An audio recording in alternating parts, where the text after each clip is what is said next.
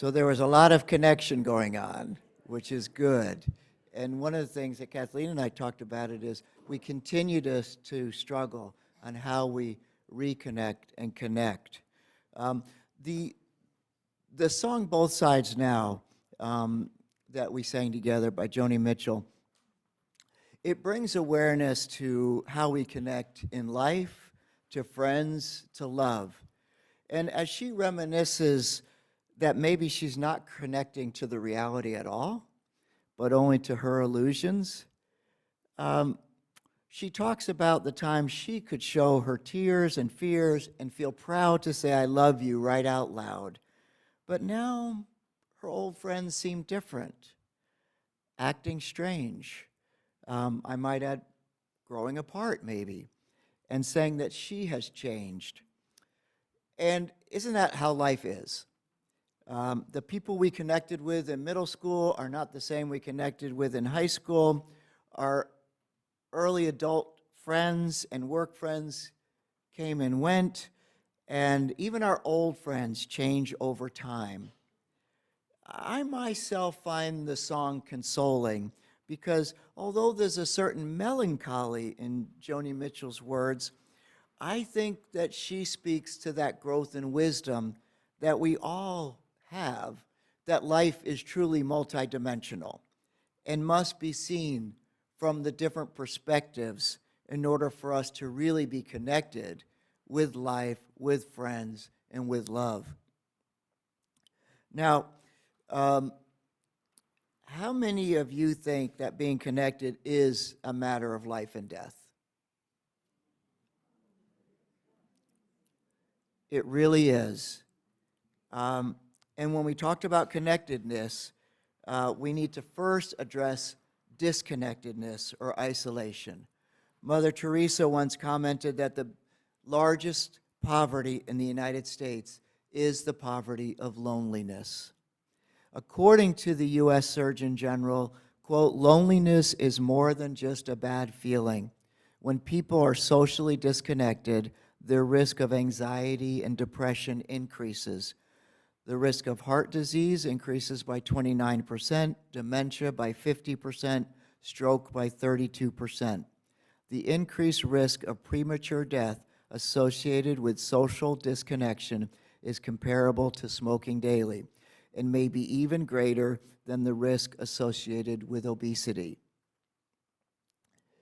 He goes on to say, quote, "Loneliness and isolation hurt whole communities.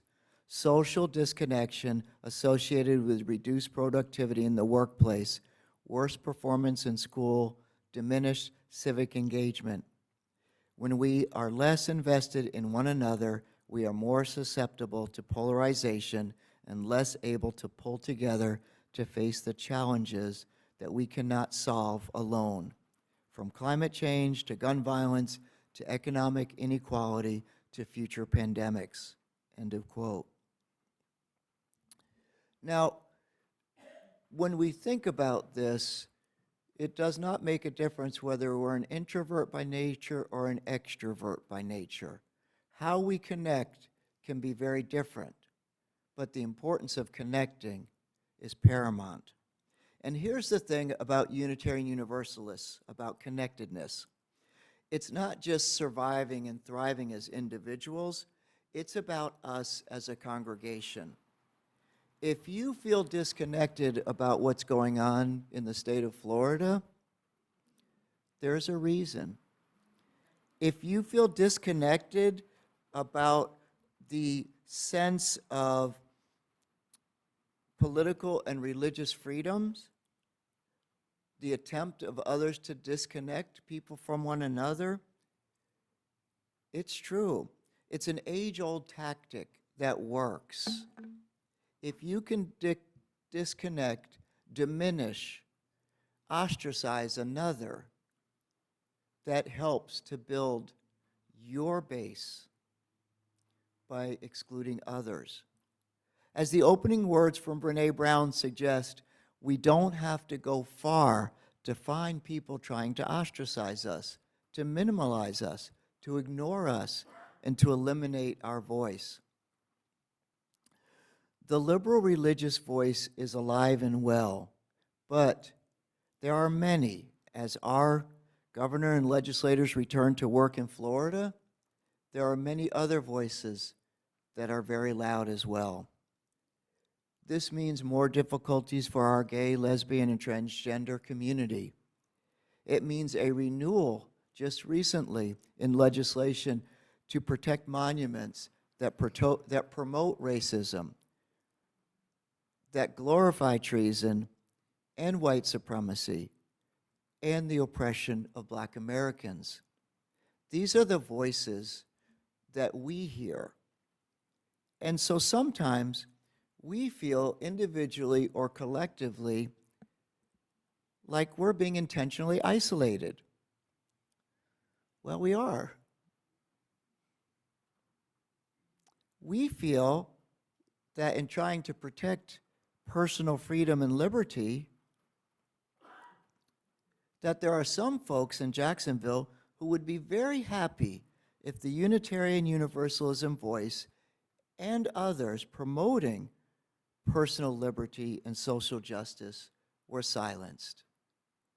So, in a way, without being overly dramatic, I do think it's a matter of life and death for us. Maybe not physical death, but death of voice and community. And so, with that threat against us, what's the good news? All right, we're going to get there. The good news is we have ways to strengthen ourselves and our community. Now, you just had the opportunity to share about some of the ideas that you have on this. And believe me, I'm just one person, so I'll share some that I have, and I think they'll resonate. First is the understanding of emotional energy. We are at different stages in our life, from youth to older, but energy is life, and life is energy. How we energize ourselves and distribute that energy in connection with others is the key to thriving in any age. Now, younger folks may need to focus their energy better. I talk about it with some of my mentees. I said, you actually need to be grounded. I know that's hard, but you know, both feet on the ground, okay? And go from there. Older folks might need to do that too, because we have to learn to say no, so that we're not distracted from what connects you and energizes you. And I encourage us to seek out positive energy. Be intentional about avoiding toxic energy or negative energy. So you may have to be honest with that old friend who's just has gotten much more negative, and share that you appreciate them, but that you want permission to be able to redirect the conversation. And you know, if it doesn't work, you may have to seek out others. The second thing is meditation and reflection.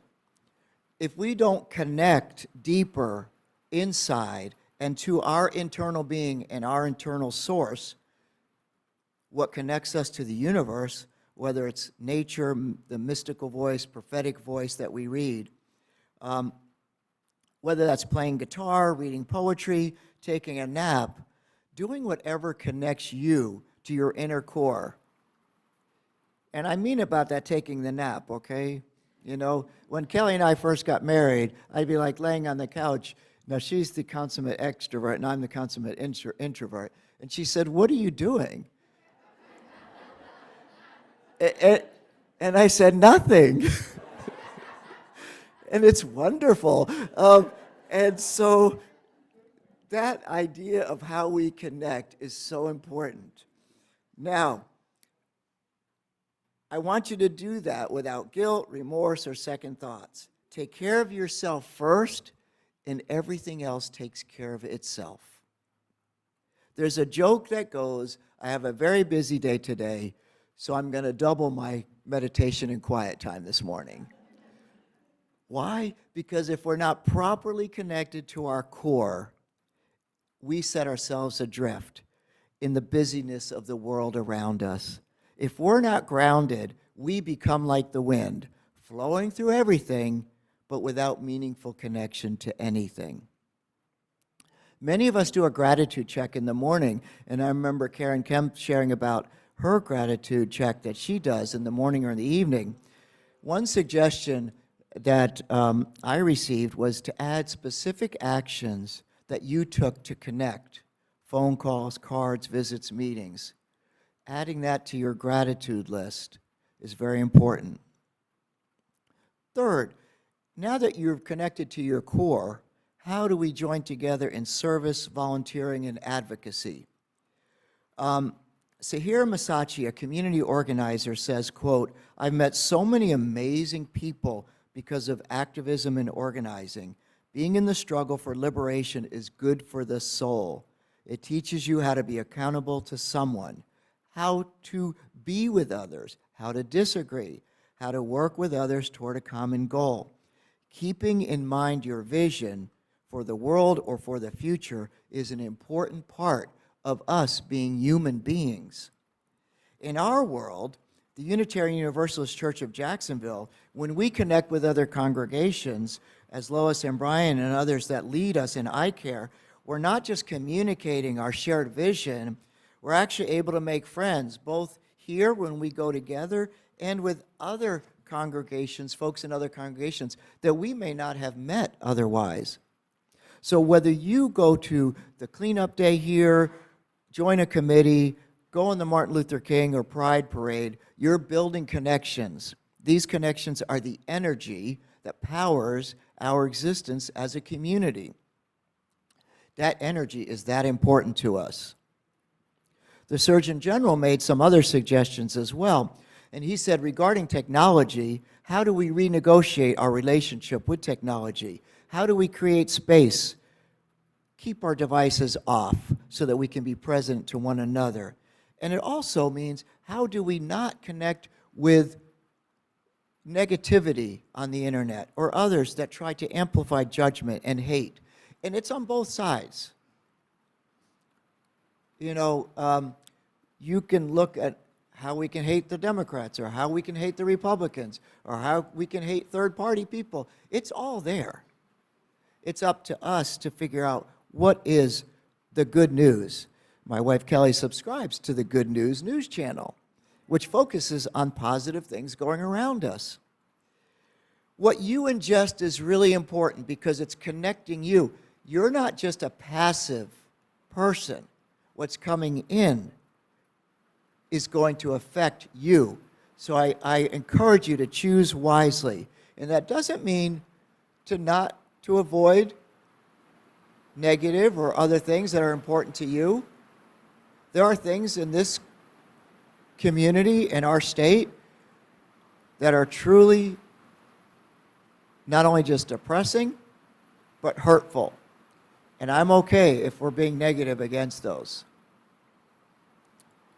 He adds, how do we take steps in our personal lives to build this connection with one another? The Surgeon General says small steps can make a big difference. In fact, he calls this medicine hiding in plain sight. Better health, better brain, better immunity. Whether you're spending 15 minutes a day reaching out to people we care about, introducing yourselves to neighbors, checking on coworkers who may be having a hard time, and sitting down with people with different views to help understand them. Seeking opportunities to serve. Recognize that helping people is one of the most powerful antidotes to loneliness. Now, everyone here got up this morning to get here. But I can tell you, at 7 o'clock in the morning, my first thought was, I'll let you think about that. But I'm not sure enthusiasm was quite there at 7 a.m. I think it was more like I got to get the dogs out. But by 7:05, it was really enthusiasm because I knew we were going to be together. I knew we were going to connect. And I know that we're connecting with so many people on Zoom. So what I do want to mention is that If you specifically are going through any significant social changes, medical issues, be open with your healthcare provider, because they can help you understand and manage potential health effects. If loneliness or isolation have left you struggling with depression or distressing feelings, you need, and I encourage you to reach out to someone. And if it's a crisis, we are fortunate that we have the 988 hotline, because energy and life are worth living, but isolation can bring us to depression. In our next time together, we're going to do an activity. I'm giving you warning now. I didn't give you warning after the meditation because I thought you'd be thinking about that instead of taking a quiet time. But we're going to do an exercise on who we're connecting with and how we connect with those people. So in the meantime, think about who you connect with, how you connect with them, who's dropped off the circle of connections, who have you added and why, and who do we need to reconnect with. We do this because an honest evaluation of our connections helps us to strengthen the foundation that we, as individuals and as a congregation, can do to become literally more healthy and better poised to respond to the opportunities, but also the difficulties and the threats that we face, both as individuals, Unitarian Universalists, and truly as a nation and a world. As we connect in love this week, this will be the most important task that we have. That we are the connection, the light, and the energy that this world needs. Never underestimate the value of your connecting in love, whether it's 30 seconds as you're checking out in the grocery line, or an hour with a close friend or an old friend. To illustrate this, I close by sharing a poem that was written by a teenage boy who is in recovery with the nonprofit Hope at Hand. I grow light with each passing day. In the minutes, the hours that leave each day, I grow light. With each enchanting thought that brings me closer to the light of your heart, I grow light. When I hear your voice, to keep my mind focused on each and every choice I make, I grow light with your love.